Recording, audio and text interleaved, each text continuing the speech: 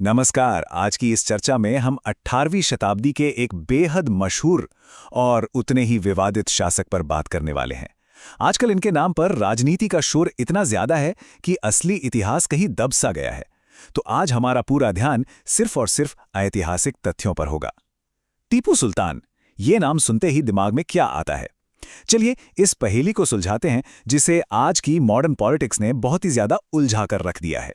तो आज हम किन मुद्दों पर गौर करेंगे, आइए देखते हैं। सबसे पहले बात करेंगे इस पोलराइज्ड राजनीतिक विरासत की, फिर देखेंगे मैसूर के इन टाइगर का उदय कैसे हुआ। इसके बाद आएंगे सबसे जरूरी हिस्से, एक तरफ उनके तानाशाह होने के प्रमाण और ठीक उसके विपरीत उनके एक संरक्षक होने के सबूत, और आखिर में इन सब तथ्यों को मिलाकर उस दौर की शासन व्यवस्था को समझेंगे। तो चलिए सीधे आते हैं मुद्दे पर। आज के दौर में इतिहास को लेकर ये जो खींचतान चल रही है ना, पहले उसे समझना बहुत जरूरी है। आजकल की राजनीति में ना चीजों को बस ब्लैक या व्हाइट में देखने का चलन सा हो गया है। एक तरफ देखिए, इंडियन नेशनल कांग्रेस का मानना है कि टीपू सुल्तान एक महान देशभक्त और राष्ट्रवादी थे जिन्होंने अंग्रेजों के छक्के छुड़ा दिए। वहीं दूसरी तरफ भारतीय जनता पार्टी का नजरिया बिल्कुल अलग है। वो उन्हें एक मास मर्डरर और धार्मिक कट्टरपंथी मानती हैं। अब सोचिए जरा, क्या किसी इतने बड़े ऐतिहासिक व्यक्ति को वोट बैंक की राजनीति के लिए सिर्फ इन दो एक्सट्रीम्स में बांट देना सच्चाई के साथ नाइंसाफी नहीं लगता? इसका एक बहुत ही प्रैक्टिकल उदाहरण है टिप्पू जयंती। 2015 में कर्नाटका में इसे एक वार्षिक इवेंट के रूप में मनाना शुरू किया गया और तब से यह हर साल हिंसा और पॉलिटिकल बहस का बड़ा मुद्दा बन जाता है। यहां समझने वाली बात यह है कि जब हम किसी पुराने जमाने के शासक को 21वीं सदी के इन आसान लेबल्स में फिट करने की कोशिश करते हैं, तो हम उस जमाने की स्टेट क्राफ्ट या राज्य व्यवस्था को पूरी तरह से नजरअंदाज कर देते हैं। तो आखिर उनका बैकग्राउंड क्या था? आइए मैसूर के इस शासक का ऐतिहासिक कॉन्टेक्स्ट समझते हैं। 1750 में टीपू सुल्तान का जन्म होता है। एक बात जिस पर लोग कम ध्यान देते हैं वो ये कि उन्होंने फर्स्ट एंग्लो मैसूर वॉर सिर्फ 17 साल की उम्र में लड़ी थी। 1782 में उन्होंने अपने पिता हैदर अली के बाद सत्ता संभाली और आखिरकार 1799 में श्रीरंगपट्टम की घेराबंदी में लड़ते लड़ते उनकी मृत्यु हो गई। ये टाइमलाइन साफ बताती है कि उनकी पूरी जिंदगी आसपास की ताकतों के साथ लगातार युद्ध करते हुए ही बीती। एक तरह से युद्ध की स्थिति ने ही उनकी पूरी शख्सियत को आकार दिया था। और उन्होंने सिर्फ युद्ध ही नहीं किए, उन्होंने अपनी आर्मी को पूरी तरह से आधुनिक भी बनाया। उन्होंने यूरोपियन स्ट्रैटेजीज और उस वक्त की सबसे मॉडर्न टेक्नोलॉजी का इस्तेमाल किया। उनका ये जिद्दी रवैया और फ्रांसीसियों यानी फ्रेंच लोगों के साथ उनका गठबंधन ब्रिटिश वर्चस्व के लिए एक बहुत बड़ी चुनौती बन गया था। दरअसल यही कारण था कि औपनिवेशिक इतिहासकारों ने शुरुआत से ही उन्हें एक शैतान के रूप में चित्रित करना शुरू कर दिया था। अब आते हैं उस पहलू पर जो सबसे ज्यादा विवादित है।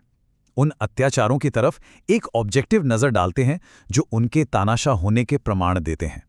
उनके शासन के दौरान तबाही का पैमाना क्या था, उसे समझने के लिए एक फिगर पर गौर करते हैं। 25।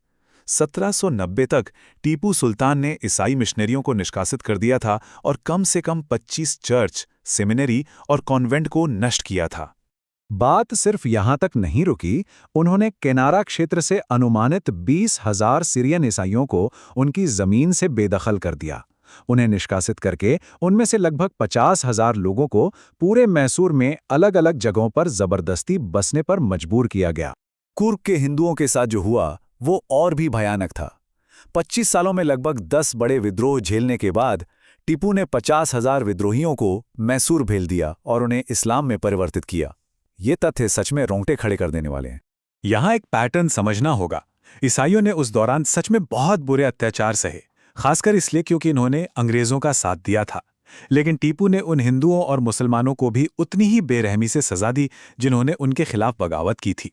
मालाबार और तमिलनाडु में आज भी उन्हें मंदिर तोड़ने वाले और ब्राह्मण्स को मारने वाले के रूप में याद किया जाता है। वहीं दूसरी तरफ 1794 में उन्होंने महाधवी मुसलमानों को भी सिर्फ अवज्ञा और धोखे के शक में अपने राज्य से बाहर निकाल दिया था। तो सजा हर उस शख्स को मिली जो उनके खिलाफ खड़ा हुआ। लेकिन थोड़ी देर रुकिए, कहानी का एक दूसरा रुख भी है जो इस तानाशाह वाली इमेज के बिल्कुल विपरीत है। अब हम देखेंगे उनके एक संरक्षक होने के प्रमाण। अब इस पर ध्यान दीजिए। एक शासक जिसे आज एक धार्मिक कट्टरपंथी बताया जाता है, वो श्रृंगेरी मठ के एक हिंदू स्वामी को खत लिखता है और उन्हें जगत गुरु कहकर सम्मानित करता है ना हैरानी की बात। उन्होंने ना सिर्फ ऐसे पत्र लिखे, बल्कि जब मराठा आक्रमणों में मंदिर को नुकसान पहुंचा तो टीपू ने देवी की मूर्ति को वापस स्थापित करने के लिए तोहफे और भरपारी आर्थिक मदद भी भेजी थी। ये विरोधाभास या कॉन्ट्रडिक्शंस कितने गहरे थे, इसका एक और उदाहरण देखिए। एक तरफ वो ब्रिटिश कैदियों के साथ बड़ी नरमी से पेश आते थे, उन्हें कपड़े देते थे, यहां तक कि प्रिंस जॉर्ज III के जन्मदिन पर उन्हें स्पेशल खाना भी खिलाते थे।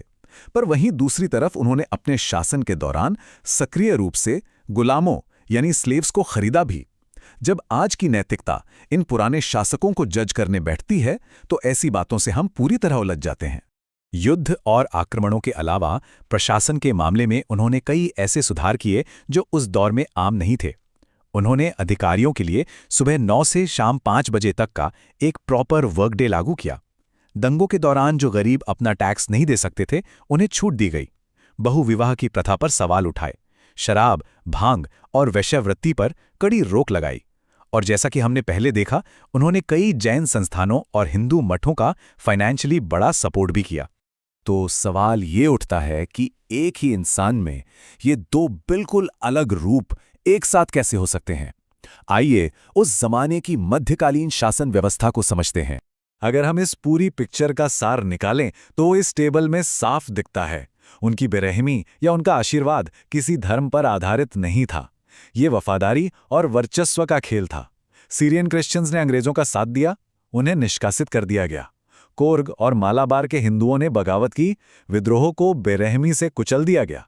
लेकिन जब श्रृंगेरी मठ जैसी किसी संस्थान की बात आई जिसने कोई खतरा पैदा नहीं किया, तो उन्हें पूरा सम्मान और मदद दी गई। यहाँ एक बात पूरी तरह साफ हो जाती है, वो एक ऐसे शासक थे जिन्हें किसी भी हाल में अपने राज्य को बचाना था। राज्य की सीमाओं के बाहर दुश्मनों के लिए उन्होंने इस्लामिक होली वॉर का इस्तेमाल राजनीति की एक तकनीक के रूप में किया, लेकिन अपने ही राज्य के भीतर वफादार प्रजा के साथ उन्होंने काफी करीबी संबंध बनाए रखे। सीधी सी बात थी, वफादारों के लिए नियम अलग थे और विद्रोहियों के लिए अलग। उनका ये देशभक्ति वाला जज्बा 1798-99 की आखिरी लड़ाई में पूरी तरह झलकता है। जब अंग्रेजों ने अचानक हमला किया तो टीपू ने हार मानने या अपने परिवार को सुरक्षित निकालने से पूरी तरह इनकार कर दिया। उन्होंने मरना चुना पर आत्मसमर्पण नहीं किया। ये बताता है कि औपनिवेशिक विरोध के मायने में वो सच में एक देशभक्त थे, भले ही उनका शासन करने का तरीका एक कठोर मध्यकालीन शासक जैसा था। आखिर में हम यही कह सकते हैं कि चाहे वो कांग्रेस हो या बीजेपी, टीपू सुल्तान को आज की राजनीति की सुविधा के हिसाब से एक हीरो या विलन के खांचे में फिट करने की कोशिश हिस्ट्री के साथ अन्याय है। एक 18वीं शताब्दी के शासक को, जिसकी जिंदगी में इतने कॉन्ट्रडिक्शंस थे, आधुनिक लोकतांत्रिक नैतिकता में जबरदस्ती तोलना एक पूरी तरह से बेकार की एक्सरसाइज है। इस चर्चा को हम इस एक सवाल पर खत्म करेंगे। जरा खुद सोचिए, क्या इतने अलग अलग लेयर्स वाले ऐतिहासिक व्यक्तियों को आज की पॉलिटिक्स के इस गुड वर्सेस बैड के खेल में बांट देना सच के साथ खिलवाड़ नहीं है? ये जरूर सोचने वाली बात है कि कैसे पॉलिटिकल पार्टिसनशिप की वजह से इतिहास के सबसे कॉम्प्लेक्स पन्नों को तोड़ मरोड़ कर पेश किया जाता है। अगली बार जब आप ऐसी कोई बहस सुने तो इन बातों पर गौर जरूर कीजिएगा।